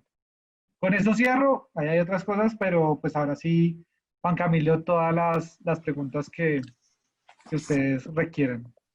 Creo que sí, Jorge, muchas gracias. Muy interesante tu presentación. Creo que es un tema que a todos nos debería interesar, todos deberíamos estar mucho más informados. La verdad, hubo muchas preguntas. Los asistentes pues, interactuaron mucho con tu presentación, está muy bien. Vamos a tratar de hacer todas las preguntas, muchas de ellas tienen relación, entonces vamos a tratar de unirlas. Vamos a empezar con esta. Y dice, ¿sabes cuánto vale el subsidio a los 2 millones de pensionados? Y en especial a los 400.000 pensionados que forman parte del quintil más rico de Colombia. Colombia, perdón, es una cifra que debe estar cerca de los 10 billones cada una. ¿La conoces? Sí, evidentemente uno de mis campos de estudio, digamos, ha sido todo este análisis de equidad del sistema público de pensiones, o más bien de inequidad del sistema público de pensiones. Exactamente. Estudios del mismo gobierno nacional ha mostrado que el valor de subsidios en el sistema público llega a los 20 billones de pesos. Y efectivamente la población de más altos ingresos, cuando hablamos de quintiles, estamos hablando del 20% más rico de la población. A ese 20% más rico de la población le estamos dando cerca del 50% de esos 20 billones de pesos, que efectivamente son esos 10 billones que decías tú ahora en la presentación, pero están pésimamente focalizados. Unos subsidios que Claro. deberían ir a la población más vulnerable, que están yendo a la población más rica para que tengan unas pensiones más altas y puedan estar ahí felices en la vida, pero pues eso tiene un costo y el costo es dejar de atender a población que sí necesita esa plata. Exacto. Esto lo que nos muestra es que el sistema está construido un poco para que esa inequidad cada vez esté creciendo más. Acá hay otra pregunta que está como de moda con todo esto de la pandemia, de lo que ha pasado, con lo que ha pasado en Chile y en algunos otros países, y es, ¿qué efectos crees que tendría el tema de poder hacer retiros parciales en pensión obligatoria? ¿Qué se ha hablado, qué has escuchado, o qué podría traer eso a Colombia? Bueno, déjeme primero que se me faltó un tema importante de la respuesta anterior y es, este tema de inequidad lo tiene muy claro el gobierno también y es supremamente importante que lo tenga claro el gobierno porque una reforma pensional sí o sí va a pasar por eliminar esos subsidios al sistema público. Entonces, por ejemplo, alguien joven que hoy está en el sistema público con total seguridad por el tema de inequidad y por el tema de sostenibilidad, le van a cambiar las condiciones de pensión en Colpensiones. Entonces el riesgo va a ser mayores para esos jóvenes, digamos, que están en Colpensiones, van a ser el gran Paganini de cualquier reforma pensional que se haga. Y ahí cierro el paréntesis de la respuesta anterior. Ahora, con respecto a los retiros parciales tienen una implicación bastante grande en el bienestar futuro. ¿Por qué digo esto? Porque si uno retira hoy plata, ¿sí? Es como si su adulto mayor, su yo viejo, le esté regalando plata a su yo joven para este momento de la coyuntura. La pregunta que nos debemos hacer es, ¿quién realmente va a necesitar más esa plata? ¿Sí? Sabemos perfectamente que estamos en una situación complicada, nadie lo va a negar, pero imagínese usted en esta situación complicada, pero teniendo 80 años o teniendo 90 años, que perfectamente puede pasar. O incluso, imagínese usted a los 80 años sin trabajo, sin pensión, dependiendo a ver de la caridad que le pagan de su familia, o lo que ocurre con la gran mayoría de adultos mayores que no tienen ingresos, que los dejan totalmente abandonados por la familia. En ese momento, seguramente su respuesta hubiera sido, yo no le hubiera regalado plata a mi yo joven, cuando mi yo joven tenía también de todas maneras la capacidad física para poder salir adelante cuando yo no la tengo hoy en día. Entonces, ese detrimento del bienestar futuro, jamás no es una ayuda en nada, le está diciendo simplemente como, usted coja su plata para usted mismo, pero el gobierno no está ayudando en nada, ni el Estado, ni los congresistas, ¿sí? Entonces, ese es un tema primero importante. El otro es para estas coyunturas se crearon otro mecanismo que sí está pensado, está diseñado, que son las famosas cesantías. Hoy en día, por concepto de cesantías, hay 22 billones de pesos y están pensadas precisamente para cuando yo estoy, como su nombre le indica, cesante, o incluso el gobierno permite sacarlos ahora si yo tengo alguna disminución de mis ingresos. Entonces, para eso están las cesantías. Lo que hemos dicho es gastémonos primero las cesantías y después sí empecemos a pensar otros elementos, pero sacrificar bienestar futuro cuando yo realmente voy a necesitar esa plata, cuando tenga unos temas, digamos, físicos más complicados y el mercado laboral también muchísimo más complicados, pues no tiene ningún sentido hacer ese retiro parcial de ahorro. Ok, sí. Ahora que hablas de mi yo viejito o la persona dentro de unos años, nos preguntan cuál es esa diferencia entre cuando esté mayor, pensionado, en el tema de herencia de esas pensiones. ¿Cuál es la gran diferencia entre si es heredable, si es no, si no lo es, perdón? Entonces aquí pasa dos cosas. Una es, hay a veces una confusión con el término de herencia que es bueno primero aclarar y es, si yo estoy pensionado, ¿sí? Y tengo a mi esposa. Entonces, si yo fallezco, ¿sí? Mi esposa va a quedar con exactamente la misma pensión hasta que ella fallezca. Y eso ocurre en los dos regímenes pensionales por todas las modalidades de pensión. Eso ocurre en todas las pensiones por vejez. Eso se llama la pensión de sustitución. ¿Por qué hago referencia a eso? Porque mucha gente confunde herencia con pensión de sustitución. Entonces, eso ocurre en los dos regímenes. Cuando hablamos de herencia, lo que hacemos referencia es a si yo fallezco y mi esposa fallece, o sea, si ya no hay beneficiarios de esa pensión, en una modalidad de pensión que es que es una modalidad de pensión que se ofrece únicamente en los fondos de pensiones privados, que es retiro programado, que es, ahí veamos los recursos de retiros programados que eran esos 28.7 billones de pesos. Si yo fallezco y mi esposa fallece, lo que quede ahí en esa bolsa pasa a ser herencia de mis herederos, bueno, eso cumple todas las reglas de masa sucesoral o de herencia, pues, como si fuera una cuenta en un banco. Y ocurre con todas las de la ley, y eso solo ocurre en los fondos de pensiones en esa modalidad de retiro programado. Entonces, por ejemplo, personas que piensan que tienen una expectativa de vida baja porque tienen una enfermedad, o porque tienen alguna cosa parecida o por X o Y razón, eh, puede escoger o le puede ser muy interesante esta modalidad porque le va a quedar un remanente importante para todos sus herederos. Okay. Eso que dices es muy interesante porque no es solo para pues, las personas mayores, ¿no? Incluso, pues personalmente yo que estoy muy joven y no tengo en este momento herederos, voy a tener literalmente la misma suerte en caso que me pase algo. Entonces, pues es muy interesante saber ese tema. Es un Acá, tema relevante y que me te interrumpa ahí, es un tranquilo. tema relevante porque también pasa para los jóvenes, como tú dices, y es, no solo si yo estoy pensionado ocurre eso, como la plata que yo tengo ahorrada en un fondo de pensiones es mía, es mi plata, ¿sí? Si yo llego a fallecer y no sé, con 30 años sin esposa y sin nada, la plata que está en la cuenta individual de mi ahorro pasa a ser herencia. Si yo estoy en Colpensiones, me van a hacer es una Chao. devolución chichigua, me devuelven algo, pero una chichigua que era más o menos lo que pasaba con la gente que no se pensiona, y esas diferencias también son importantes a la hora de decidir. Perfecto. Una pregunta que se repitió mucho con distintas como aristas, llamémoslo así, pero era, tú mencionabas 10 años de pensión, otro vida laboral. Las personas quieren como una explicación un poquito más fuerte de qué se toma en cada régimen, o si son 10 años, si son toda la vida laboral, si se escoge el mejor de los dos, cuál es el escenario que se maneja, mejor dicho. El escenario que se maneja, bueno, primero empezamos por los fondos de pensiones. Por los fondos de pensiones, el escenario que se maneja es todo el ahorro. Yo el ahorro que construí durante toda mi vida es el que me va a permitir hacer el cálculo de mi pensión futura. Entonces, eso en la práctica lo que dice es que estoy cogiendo toda la vida laboral en un fondo de pensiones privado.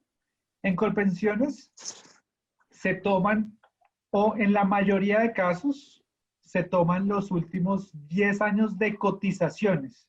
Y esto es importante porque hay mucha confusión. La gente piensa que, por ejemplo, si yo cotizo hoy un año, dejo de cotizar un año, vuelvo a cotizar un año, ese tiempo muerto me entra dentro del cómputo de pensión y no.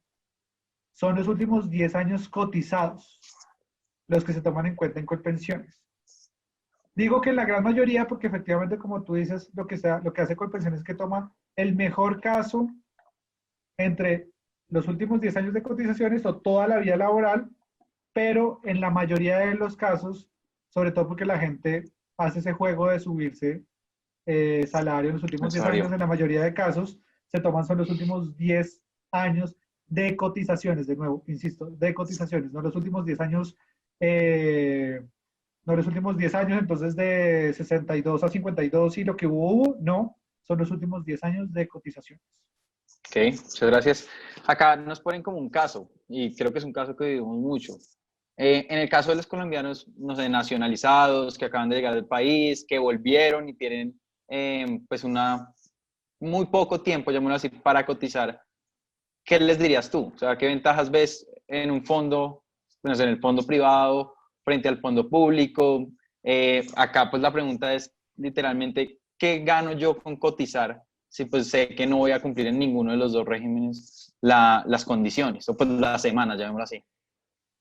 Ahí es muy importante entender que cuando uno habla de sistema de pensiones, habla de tres elementos. Habla de vejez, pero también habla de otros dos elementos que son supremamente importantes tener presente. Invalidez y sobrevivencia. ¿Qué quiere decir invalidez y sobrevivencia? Cuando yo cotizo regularmente, yo tengo un seguro supremamente importante que es un seguro para pensiones de invalidez y sobrevivencia. Cómo se come esta vaina? Esta vaina es si yo salgo ahorita a la calle y me coge un carro, ¿sí? Y quedo y no puedo volver a trabajar o pierdo el grado de incapacidad en al menos un 50%, el sistema me va a dar una pensión de invalidez de forma vitalicia, ¿sí? O pues si se superó la invalidez, pero digamos que en términos, para no confundir mucho, de forma vitalicia. Eso ocurre siempre y cuando yo haya cotizado 50 semanas en los últimos 3 años. Ahora, mire que 50 semanas en los últimos 3 años lo puede perfectamente cumplir alguien que vuelve a empezar a cotizar, que no tiene esas realmente. condiciones. Entonces, es un seguro que uno tiene para esos momentos. La Un otra es que poquito el menos de un carro año. es menos de un año, exactamente, es menos de un año. Entonces, se puede conseguir fácil esa cobertura o relativamente fácil esa cobertura. La otra opción es que el carro me coja y me mate, ¿sí? Y si el carro me coge y me mata, pues a mí me importa es que mi esposa y mi chino tengan un un ingreso para ellos. Y eso se consigue también con ese seguro. Entonces mi esposa y mi chino van a tener un sistema, perdón, una pensión, dependiendo de la edad de ella también, vitalicia, ¿sí? De sobrevivencia, y eso es algo que yo me gano por cotizar regularmente. Ahora, esa es una forma. La otra forma es que, de todas maneras, yo cotizando en un fondo de pensiones privado, y ahí sí la recomendación es clarísima, es un fondo de pensiones privado lo que le conviene a esa persona, porque ahí lo que yo voy a hacer al final de cuentas es un ahorro que se me invierte muy bien y al final voy a tener un ahorro para mi vejez, que si no me pensiono, al menos me van a volver, no sé, como el caso de Priscila que veíamos ahí cuando veíamos la pareja, 121 millones de pesos. En el caso de Priscila, cogió esos 121 millones de pesos, montó una pieza en su casa y está arrendando esa pieza y ese arrendamiento ella está recibiendo su ingreso para la vejez. Ok, bien. Ahora vamos a un tema pues más que todo en la gráfica de rentabilidades. Cuando mencionaste la rentabilidad, la comparaste frente al CDT, se generaron muchas preguntas, inquietudes, llamémoslo así. Una de ellas preguntaba sobre esas rentabilidades que mostrabas. Decías que ahí tocaba tener en cuenta los gastos de administración de los fondos, que los fondos eran muy caros, que eso no lo tenía en cuenta. La pregunta es, ¿eso ya lo tiene en cuenta en esa gráfica? ¿Son rentabilidades netas? Entonces uno siempre, cuando uno habla de rentabilidades, primero que calcula la superintendencia financiera que son totalmente públicas y transparentes. Ahí se pueden meter en los comunicados de prensa, por ejemplo. Ahí están todas las rentabilidades por diferentes periodos de tiempos. Esas rentabilidades se calculan en una cosa que se llama valores de unidad. Y los valores de unidad son el precio de los activos descontando todo el tipo de comisiones que hay detrás. ¿Sí? Entonces a mí me importa el valor del activo neto. Y eso es lo que me permite tener el valor de unidad. Y cuando hablamos de las rentabilidades por valor de unidad y lo miramos históricamente, cuánto ha sido esa rentabilidad por valor de unidad, tenemos que ha sido 8% real, ¿sí? 8% después de inflación. Evidentemente, ¿sí? Y eso es algo que toca, que uno siempre es muy transparente con eso. Ha sido 8% real, que es muy buena, pero uno sabe que aquí en adelante hay unos retos importantes para seguir teniendo unas rentabilidades tan altas, que uno hace unas proyecciones siempre con rentabilidades mucho más acotadas para también anclar las expectativas y para que también seamos muy transparentes con los afiliados. Pero esas rentabilidades son netas. Ahora, cuando se habla de comisiones y demás, se hace una cantidad de desinformaciones monumentales, pero realmente las comisiones, que primero, ¿qué es la comisión? La comisión es la plata que yo pago porque me administren unos recursos, ¿sí? Entonces, ¿por qué hago esa definición? Porque a veces dicen, no, metan el seguro previsional como una comisión de la AFP y es como, oiga, es que usted está pagando un seguro porque le administren los recursos, eso no funciona así. Usted está pagando un seguro para cuando a usted le pasa algo en ese seguro, usted tenga pues una pensión de invalidez y sobrevivencia. Son dos conceptos muy distintos, ¿sí? Pero si uno mira cuánto he pagado yo para que me administren los recursos, uno ve que eso equivale en toda la industria de los fondos de pensiones, equivale a 0.61% del saldo total administrado. Entonces nosotros administramos los fondos de pensiones en su totalidad, administran 281 millones de pesos, ¿sí? Y la comisión por administrar esa plata es 0.61%, que es una comisión bastante competitiva, que incluso está por debajo de los países de la OECD en administración de recursos pensionales. Entonces, lejos de la mentira que se habla muchas veces de que las comisiones son muy altas en el componente obligatorio. Exactamente.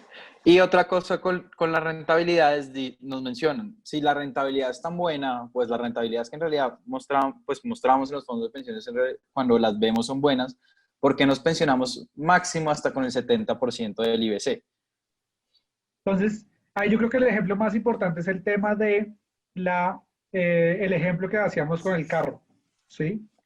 y es mucho depende, o sea, la rentabilidad es una parte de la historia, pero si yo no cotizo regularmente, por ejemplo, el sistema de pensiones, si yo cuando soy joven, por ejemplo, digo, no, no voy a cotizar porque yo no voy a pensionar o algo así, y dejo de hacer esas cotizaciones, digamos, son como la gasolina que requiere el carro. Si yo no le meto gasolina al carro, los kilómetros recorridos por el carro van a ser muy bajos. Si yo le meto gasolina siempre al carro o lo tanqueo completamente, pues los kilómetros que yo voy a llegar con el carro van a ser mucho más altos, ¿sí? El carro puede tener una relación, digamos, buenísima. Por cada litro de gasolina puede recorrer tantos kilómetros y puede ser buenísima, que es como se puede denominar la rentabilidad, pero si yo no le meto la gasolina, pues hay un tema importante. Ahora, es importante también entender que lo que yo les decía ahora, lo que dice la ley es el mínimo. Yo mínimo meto el 16%, cotizo el 16%, ¿sí? Pero eso es un piso. Eso hay que verlo como un piso.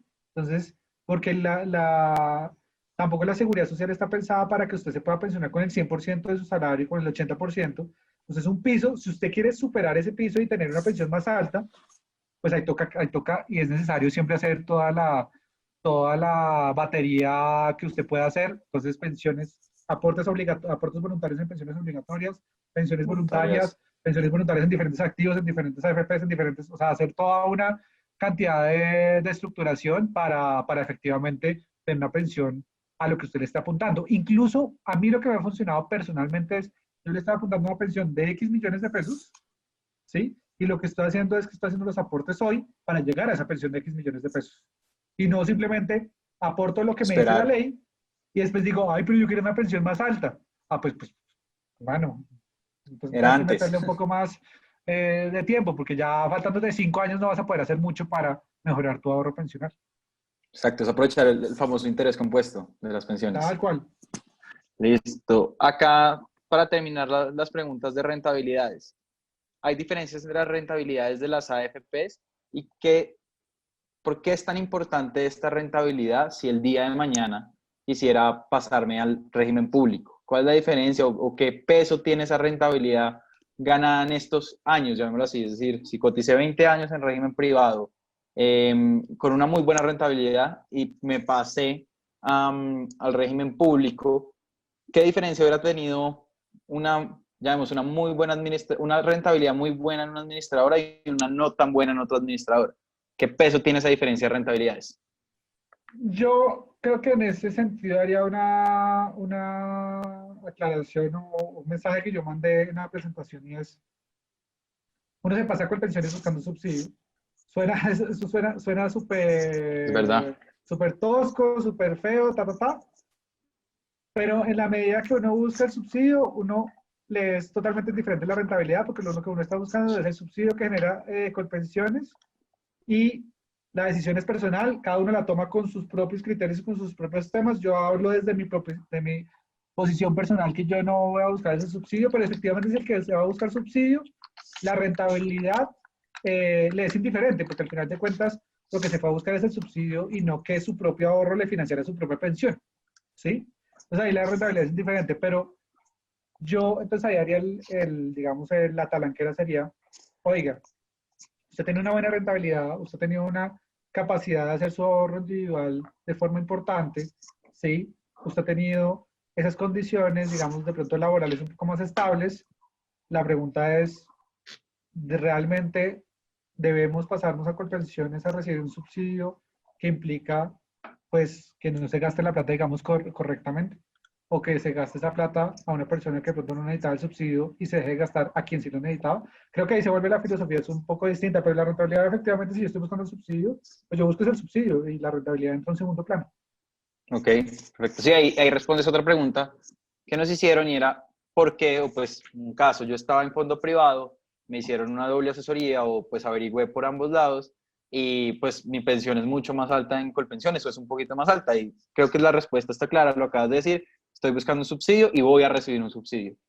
Esa es como creo que la respuesta a esa diferencia de, pues llamémoslo de pensiones o de mesada, perdón. Acá hay otra, y dice que también está sonando mucho, una reforma pensional. Se viene una reforma pensional y si no me paso, así como tú hablas de mitos, pues es otro que escuchamos mucho en el día a día, si no me paso ya, no me acojo a los beneficios que hay actualmente y eso lo van a cambiar totalmente. Entonces me tengo que pasar ya. Nos preguntan si hay un régimen de transición, si has escuchado algo, pues por lo que acá nos mencionas. Eso es supremamente importante porque dentro de ese mito hay mucho incauto joven. Es Literal, supremamente mis amigos. importante aclarar eso. Porque lo que ocurre en una reforma pensional es, o como está pensada y todas las propuestas que están sobre la mesa de una reforma pensional, aplica las condiciones actuales de Colpensiones solamente para quienes estén a menos de 10 años a la edad de pensión. ¿Sí? Y como yo les decía ahora que cuando tú me preguntabas lo del 10% de retiro, que yo te hice un paréntesis, que decía los jóvenes van a ser el Paganini de una reforma pensional, los jóvenes de Colpensiones van a ser el Paganini de una reforma pensional, es porque los jóvenes de Colpensiones sí o sí les van a cambiar las condiciones para acceder a una pensión en Colpensiones. Porque van a decir, el gobierno está diciendo, no quiero dar más subsidios a las personas de ingresos altos, ¿sí? Esta vaina me está costando mucha plata, yo tengo que cambiar las condiciones de acceso a la pensión de la gente joven de Colpensiones. A mí que estoy en un fondo privado, que estoy haciendo mi ahorro, que estoy haciendo esta matemática que les decía que ponía mi mesada esperada y para eso hago el ahorro, no me va a afectar en nada una reforma pensional. Al gobierno le conviene que la gente haga su propio ahorro porque es menos plata que el gobierno tiene que financiar pensiones a futuro y es más plata que puede tener para Colombia mayor y para población mucho más vulnerable. ¿Sí? Pero al joven de Colpensiones que se pasa como una Mi papá me a dijo, Colpensiones, a mi papá le fue mejor. ¿sí? Todas esas vainas. A mi papá le fue mejor, a mi tío le fue mejor. Pues claro, es que ellos se pensionaron incluso primero con 1000 semanas o con 500 o con 750 semanas, con otras Y cotizaron condiciones, 10 años. ¿sí? Pero la transición que se está pensando hoy en día es a quienes tengan menos de 10 años a la edad de pensión, ¿sí? Si usted es más joven de eso, irse es pero el error más grande y lastimosamente he visto muchas recomendaciones de abogados que dicen saber del tema, que recomiendan a los jóvenes pasarse precisamente con ese mito y es un mito que toca desmontar, pero de tajo, porque realmente, como decimos, va a ser el Paganini de una reforma pensional. Sí o sí es lo que se va a cambiar, la fórmula de cálculo de colpensiones de la pensión para los jóvenes de allá. Como nivelar ese régimen frente a los ingresos más altos. Y pues hacerlo para lo que realmente es, que es como tú decías, las personas que lo necesitan. Acá nos dice una pregunta y es, ¿la renta vitalicia existe en las AFPs? ¿La renta vitalicia existe en las AFP? Sí, no. Mejor dicho, ¿qué quiere decir eso? Las AFPs no ofrecen rentas vitalicias porque las rentas vitalicias las ofrecen unas compañías de seguros que ofrecen ese seguro. Ahora, yo creo que de pronto esa pregunta va a que El régimen. efectivamente, no tanto, yo creo que va un tanto a que efectivamente hay una dificultad que las aseguradoras estén ofreciendo ese producto de rentas vitalicias. Okay. Lastimosamente en Colombia, no sé si ustedes se han dado cuenta, pero los jueces hacen lo que se les da la gana.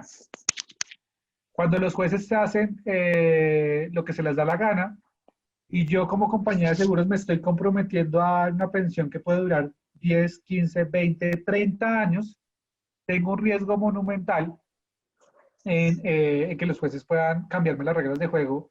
Entonces una pensión que ya tenía unas reglas definidas, me las cambien porque los jueces se despertaron hoy con el pie izquierdo o se despertaron hoy pensando que saben de pensiones. Es un De riesgo, acuerdo. pero de todas maneras, y eso es muy importante aclararlo, las administradoras de fondos de pensiones están totalmente comprometidas y eso lo hacen a que todas las pensiones son vitalicias. Y eso es supremamente importante porque entonces piensan que como no hay renta vitalicia, no hay pensiones vitalicias. Y sí hay pensiones vitalicias y se comprometen las administradoras de fondos de pensiones y hemos hecho un trabajo larguísimo para asegurar que las pensiones sean vitalicias en una AFP privada. Perfecto. Acá, volviendo al tema de los herederos, nos hacen como el caso con una persona joven, pero pues voy a hacer la pregunta general y es, ¿en el fondo de pensiones obligatorias hay posibilidad de escoger los herederos? En los fondos de O pues pensiones los beneficiarios, llamémoslo así. me corcha, no sé.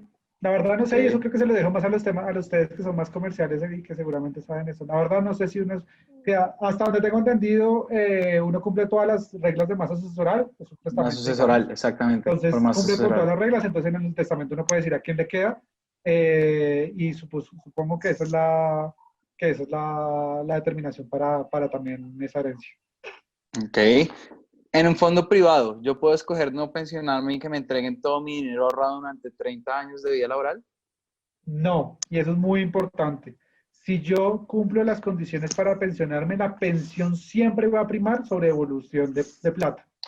¿Sí? Entonces, si yo tengo el capital suficiente para financiar una pensión de al menos un salario mínimo, sí o sí me va a pensionar. ¿Sí?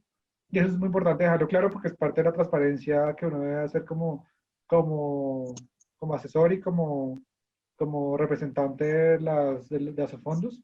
Eso no se puede Ujú. hacer y siempre va a ser y va a primar la pensión. Es un Ok. sistema de pensiones. Por eso tampoco queremos que la gente retire, o pues creemos que el retiro del 10% es algo malo, que no es un sistema de ahorro para que la gente lo retire, sino un sistema de pensiones. Ok. Esta ya la respondiste, pero si quieres, hagámoslo ahí muy rápido ya para cerrar. No, te cuento, las preguntas se alborotaron apenas empezamos a responderlas, entonces no vamos a alcanzar a responder todos. La invitación es que, como dice Jorge, hay muchos temas que podemos resolver acá desde Scandia. Contacten como la persona que los invitó. Y la última ¿es verdad que los fondos privados se quiebran? O pues más que si se quiebran, ¿qué pasa cuando un fondo privado se quiebra? No, creo que la pregunta incluso es la primera, porque Sí, no puede pasar, ¿sí? exacto. Y eso es algo muy importante tenerlo presente. Y es algo que se responde con la diferencia entre AFP y fondo, ¿sí? Una AFP puede quebrarse. Una AFP puede decir, Pasa. mano, no me está, esa comisión que el 0,61 es una chichipatada, yo no puedo sobrevivir con eso, me largo de Colombia y no voy más, ¿sí? Pero es muy distinto al fondo. Cuando eso pasa, la plata, que es el fondo de la gente, que es los fondos de pensiones, que es la plata de la gente, sigue invertida y sigue perfectamente invertida y de nuevo, la AFP no se la lleva cuando se fue ING, cuando se fue Horizonte, no se llevaron la plata de la gente, ¿sí? Se pasa. Se pasa. Ahora, el fondo de pensiones no se puede quebrar como tal porque esa plata no está invertida en un solo activo, ¿sí? Está invertida en miles de activos. Además tiene garantía de rentabilidad mínima, además tiene una supervisión activa por parte del Estado, pero Son sobre todo el patrimonios hecho que autónomos. son patrimonios autónomos, pero el hecho que esté sobre todo invertido en gran cantidad de activos, ¿sí? Por ejemplo, no sé, en oro, o por ejemplo, en acciones, o por ejemplo, en diferentes países, lo que me hace es que, no sé, yo estoy invertido en una empresa y esa empresa se quebró. Listo, esa empresa se creó, pues esa empresa representa el 0,0001% del portafolio y los otros activos compensaron esa desvalorización de esa empresa. ¿Saben qué tiene que pasar para que el fondo de pensiones se quiebre?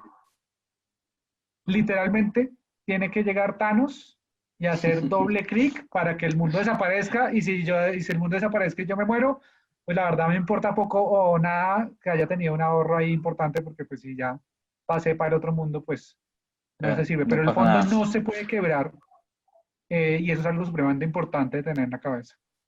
Listo. Bueno, Jorge, creo que incluso nos pasamos un poquito del tiempo, pero pues esto lo hizo que la charla estuvo muy, muy interesante. Como les digo, hay muchas preguntas que nos quedan para responder. La dejamos para otra ocasión, otro momento, para una cita individual que quieran tener con alguien de Scandia. Muchas gracias, Jorge. Creo que esto de los mitos lo vimos en el día a día, no porque trabajé en un fondo de pensiones, o pues no porque trabaje en Scandia, sino lo vivo con mis amigos, lo vivo con mi familia.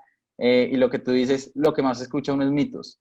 Mitos, desinformación, cosas que no son ciertas. La verdad es que había un Juan Camilo antes de Scandia que muy probablemente estaría con esos mitos en la cabeza. Ya, digamos que estar informado me ayuda mucho. Entonces, muchas gracias por el tiempo. De verdad, las personas están muy, muy agradecidas, están pidiendo como locos la grabación. Entonces, muchas gracias y muchas gracias por participar en esta saga que fue todo un éxito. No, mil gracias a ustedes y pues también todas las preguntas seguramente Escándalo responderán. También si quieren, digamos, todos estos mitos, tenemos diferentes campañas. Matalmito.com es una plataforma que está para desmitificar lo que hay ahí. Y Mi Plata, Mi Futuro también, un tema que hemos trabajado todas las FPs en conjunto para desmitificar y para dar más información útil y verdadera y válida a la población. Entonces, pues ahí pueden meterse para todo ese conocimiento.